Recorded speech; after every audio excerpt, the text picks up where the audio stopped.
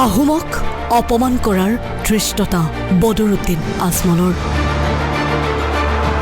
আজমলৰ মন্তব্যক লৈ উজনিত তীব্ৰ প্ৰতিক্ৰিয়া। আজমলে হেৰুৱাই পেলাইছে মানসিক ভাৰসাম্য। আজমলক এমহীয়া ৰাজনীতিৰ পাঠ্যক্ৰম দিব আতাছুৱে।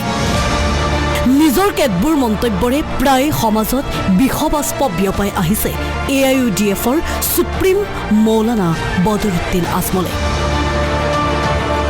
নিজৰ ভাঙোন্মুখী চিন্তাৰ পুনৰ এবাৰ বহিঃপ্ৰকাশ ঘটালে ধুবুৰীৰ প্ৰাক্তন সাংসদগৰাকীয়ে। এছাৰক লৈ ৰাজ্যজুৰি হৈচৈ লাগি থকাৰ সময়ছোৱাতে মঙলবাৰে বিষয়টোক লৈ আজমলৰ প্ৰতিক্ৰিয়া বিচাৰিছিল সাংবাদিকে। এছাৰক লৈ প্ৰতিক্ৰিয়া দিবলৈ গৈ আজমলৰ মুখত পুনৰ বিষবাষ্প। থাইলেণ্ড চীনলৈ উভতি যাওক আহোমসকল। আহোম উভতি গ'লে আজমলো যাব বাংলাদেশলৈ। মিয়া যদি বাংলাদেশত যাব লাগে, তাৰ বাপ দাদা 100 বছৰৰ ওপৰৰ পৰা আছে ইয়াত। মই ক'ম CM doctor Hemanta Biswa Sarma Thailand, China আৰু কেনে আমাৰ হিতেশ্বৰ শইকীয়া চাহাবে কৈ গৈছে বোলে আমাৰ পূৰ্বপুৰুষ চব থাইলেণ্ডৰ পৰা আহিছে।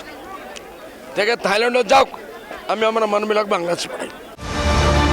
আহোম জনগোষ্ঠীক ৰঙা চকু দেখুওৱাৰ দুঃসাহস কৰা আজমলক লৈ সৰব উজনিৰ দল সংগঠন। তীব্ৰ প্ৰতিক্ৰিয়া আতাছুৰ সভাপতি বসন্ত গগৈৰ। ইতিহাস নাজানে বদৰুদ্দিন আজমলে। অবৈধ বাংলাদেশীয়ে অসম এৰিবই লাগিব। বদৰুদ্দিন আজমলে ইতিহাসটো নাজানে, বিশ্বৰ ইতিহাস নাজানে। বিশ্বৰ ইতিহাসটো হৈছে যে প্ৰব্ৰজিত ইতিহাস। গতিকে সেই ইতিহাসটো যিহেতু অধ্যয়ন কৰা নাই, গতিকে সেইধৰণে কথাবিলাক কৈছে। গতিকে ইমান গুৰুত্বপূৰ্ণ কথা কৈছে বুলি আমি নাভাবোঁ। অবৈধ বাংলাদেশী অসমৰ পৰা যাব লাগিব, এইটো 110% চিয়'ৰ। আমি কোনো কাৰণত বিদেশীৰ বোজা ল'ব নোৱাৰোঁ। অসম তাৰ কাৰণে উত্তপ্ত হৈ আছে, প্ৰতিজন মানুহ সজাগ সচেতন হৈ আছে।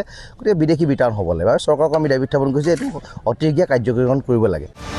আজমলক লৈ কঠোৰ প্ৰতিক্ৰিয়া মিলন বুঢ়াগোহাঁই। আজমল এতিয়া অচল মুদ্ৰা হৈ পৰিছে। মানসিক ভাৰসাম্য হেৰুওৱা আজমলে আবুল তাবুল বকিছে।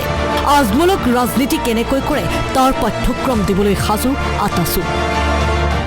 তেখেতৰ মাথা কাম নকৰা হৈ গ'ল। দেখিছে মোৰ যাদু টনা কাম নকৰা হৈ গ'ল, মোৰ মিছা কথা কাম নকৰা হৈ গ'ল। এতিয়া মই ৰাজনীতি কেনেকৈ কৰিম? এতিয়া মোক কোনো চিনি নাপাব, চিনি নোপোৱা হৈ গ'ল। তেখেতক গুৰুত্ব নিদিয়া হৈ গ'ল। আজিলৈকে এবছৰ 1.5 বছৰ দেখিছে, নিউজতো নোলোৱা হ'ল। তেখেতক কোনো একো নুসুধে।